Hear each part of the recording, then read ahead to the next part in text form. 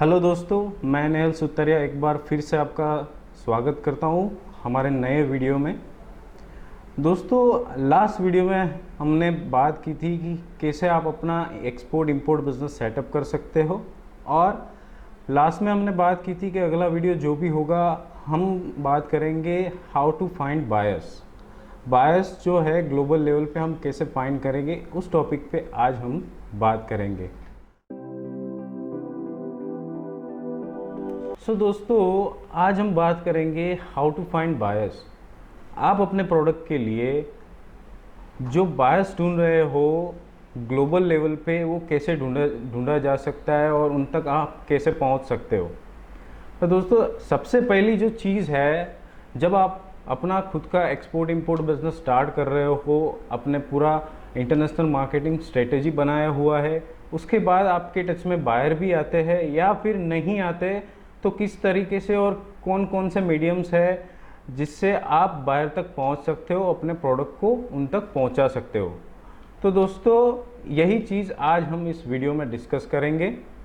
तो सबसे पहले तो आप जो भी प्रोडक्ट एक्सपोर्ट कर रहे हो, चाहे वो एग्रीकल्चर प्रोडक्ट्स हो, मरीन प्रोडक्ट्स हो, फर्नीचर है, या फिर इंजीनियरिंग प्रोडक्ट्स है, या फिर कोई भी मैन्युफैक्चरिंग प्रोडक्ट्स है, या फिर आप ट्रेडिंग कर रहे हो कोई भी प्रोडक्ट्स में, तो दोस्तों सबसे ज़रूरी चीज़ है कि आप अपने प्रोडक्ट के बारे में कितना जानते हो।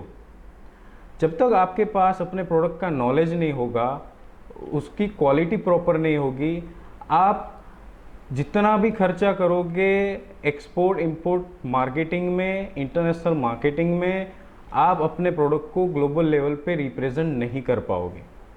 दोस्तों, जैसे कि आप यहाँ पे अच्छा खासा सेल कर रहे हो, फॉर एग्जांपल आप मैन्युफैक्चरर हो और आपका अच्छा खासा सेल यहाँ पे डोमेस्टिक लेवल पे चल रहा है, पूरे इंडिया में आपका माल जा रहा है, तो उसका मतलब ये है कि आपका प्रोडक्ट अच्छा है, क्वालिटी भी अच्छा है, लेकिन आपका जो प्रोडक्ट है वो आपका डोमेस्टिक लेवल पे जो भी पॉपुलेशन है उनके टेस्ट और उनके रिक्वायरमेंट के हिसाब से है, जिसकी वजह से आपका प्रोडक्ट डिमांड में है। तो दोस्तों, यही चीज़ जो है वो सबसे इम्पोर्टेंट है बायर ढूंढने से पहले, कि आप अपने प्रोडक्ट को कोई भी कंट्री के अंदर किस तरीके से रिप्रेजेंट कर सकते हो। तो इसके लिए क्या क्या इम्प्रूवमेंट चाहिए, तो सबसे पहले तो अपना प्रोडक्ट नॉलेज बहुत अच्छा होना चाहिए आपकी प्रोडक्ट के बारे में, उसके पैरामीटर्स, उसकी क्वालिटी, वो सारी चीज़ें कैसे इम्प्रूवमेंट भी करना है तो आप कैसे कर सकते हो वो भी आपको पता होना चाहिए। फॉर एग्ज़ाम्पल मैं आज बात करूँ कोई अच्छी कंट्री, जैसे कि हम ले लें पूरा यूरोप सेक्टर या फिर यूएसए सेक्टर या फिर कनाडा। अगर आप यहाँ पे एक्सपोर्ट कर रहे हो तो वहाँ पे जो भी पॉपुलेशन है उनका टेस्ट, उनका रिक्वायरमेंट वो पूरा डिफरेंट रहता है। जैसे कि मैं बात करूँ फॉर एग्ज़ाम्पल मैगी, अगर आप यहाँ पे जो मैगी खा रहे हो जो 2 मिनट में तैयार हो जाती है, तो यहाँ की मैगी बनी है अपने इंडिया के टेस्ट के हिसाब से।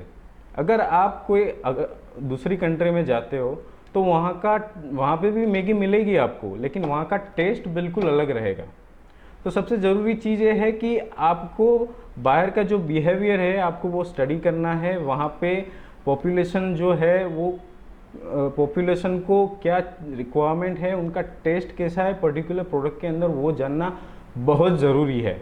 उसके बाद ही आप अपने प्रोडक्ट को टारगेट कर सकते हो कोई पर्टिकुलर कंट्री में। जैसे कि आपने ऑनलाइन काफ़ी सारी वेबसाइट्स है, जैसे कि commerce.gov.in है या फिर इंडियन ट्रेड पोर्टल है, तो वहाँ से आप एक इजी डेटा निकाल सकते हो कि जो आपके पास प्रोडक्ट है वो आप कौन सी कंट्री में सबसे ज़्यादा जा रही है और कहाँ पे आप फोकस कर सकते हो।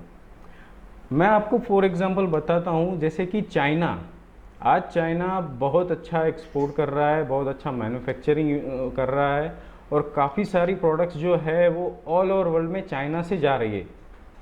आज अगर हम इंडिया की बात करें तो यहाँ पर भी ज़्यादा से ज़्यादा चाइना से ही लोग प्रिफर करते हैं प्रोडक्ट के लिए। क्यों? क्योंकि वहाँ से सबसे सस्ता मिलता है और क्वालिटी भी थोड़ा बहुत मिलता है।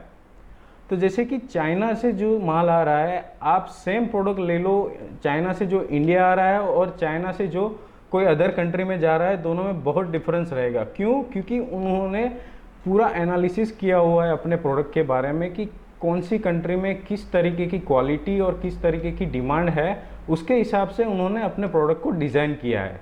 और वही रीज़न है कि आज चाइना इतना सक्सेस क्यों है। तो दोस्तों, एक बात हो गई अपना प्रोडक्ट नॉलेज के बारे में और क्वालिटी के बारे में। एक बार आप अपना प्रोडक्ट नॉलेज और अपना क्वालिटी सुधार लेते हो, उसके बाद का स्टेप होता है कि बायर्स को आप किस तरीके से पहुंच सकते हैं बायर्स तक, और उसको आप कैसे अप्रोच कर सकते हो। तो सबसे पहले ज़रूरी चीज़ है अपनी वेबसाइट। दोस्तों, अपनी वेबसाइट ऐसी होनी चाहिए कि जो अपनी प्रोडक्ट को रिप्रेजेंट कर सके, अपना विजन मिशन जो भी है वो पूरी तरीके से बायर तक अपना मैसेज पहुंचा सके। और उसके अलावा हमें रजिस्ट्रेशन करना है अलग अलग B2B पोर्टल्स पे। B2B पोर्टल्स जो है वो एक मीडिएटर है जो दो कंट्री के बीच में हमारा ट्रेड आसानी से करवा सकता है।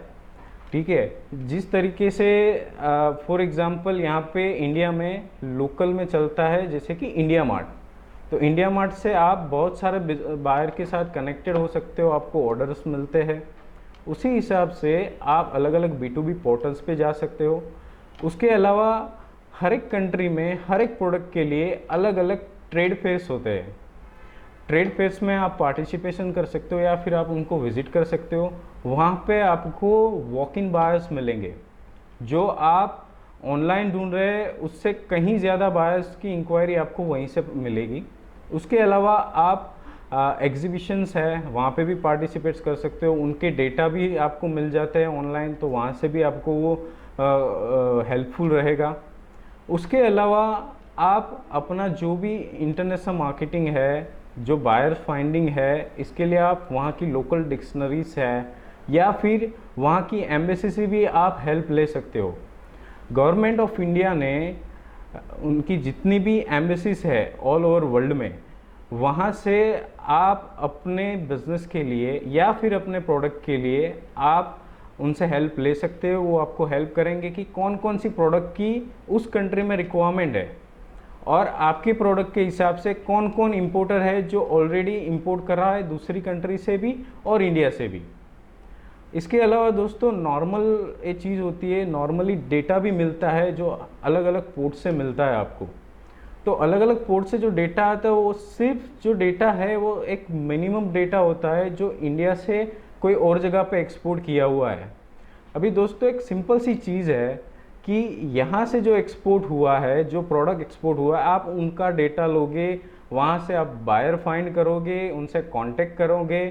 ठीक है, अगर आपका प्रोडक्ट कैपेबल नहीं है या क्वालिटी अच्छा नहीं है तो वो बायर आपको रिजेक्ट कर देगा।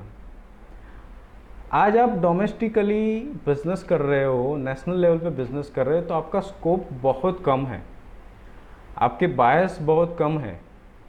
तो जैसे कि आप ग्लोबल लेवल पे जा रहे हो, तो ग्लोबल लेवल पे क्या है, मोर देन 195 कंट्रीज है जहाँ पे आपको बायर मिल सकते हैं, और बहुत सारा पॉपुलेशन है जो अलग अलग प्रोडक्ट्स यूज़ करता है, और बहुत सारी कंट्रीज़ है जो ज़्यादातर इंपोर्ट पे ही डिपेंड है। तो आप इस तरीके से बायर्स फाइंड कर सकते हो। और भी कई सारे ऑनलाइन पोर्टल्स है जिसमें गवर्नमेंट भी आपकी हेल्प कर सकती है। जैसे कि मैंने बताया, डायरेक्ट एम्बेसी से आप डेटा ले सकते हो, चैम्बर ऑफ कॉमर्स रहता है हर एक कंट्री में, तो वहाँ से भी आप हेल्प ले सकते हो। वहाँ से भी आपको बायर्स जो है, बायर्स की लिस्ट है और कौन कौन सी चीज़ें इंपोर्ट हो रही है उनका पूरा रिसर्च डेटा आपको वहीं से मिल जाएगा। सो फ्रेंड्स, यहाँ तक हमने देखा कि कैसे इंपोर्ट एक्सपोर्ट बिजनेस को सेटअप किया जा सकता है और किस तरीके से ग्लोबल लेवल पे हम बायर को फाइंड कर सकते हैं। और हमने ये भी जाना कि कौन कौन से तरीके हैं कि जहाँ से हमें सोर्स मिल सकता है बायर्स के लिए, और किस तरीके से हम अपने प्रोडक्ट्स को ग्लोबल लेवल पे लेके जा सकते हैं। और अगर आप हमारे साथ आगे भी जुड़ना चाहते हो, आप चाहते हो कि आप भी अपडेटेड रहे एक्सपोर्ट इंपोर्ट बिजनेस से, तो हमारा चैनल सब्सक्राइब कीजिए और बेल आइकन को दबा दीजिए ताकि आगे के सारे वीडियो का अपडेट आपको टाइम टू टाइम मिलता रहे। बहुत बहुत धन्यवाद दोस्तों हमारे साथ जुड़ने के लिए। हम आगे आएंगे एक नया वीडियो लेके। Thank you so much.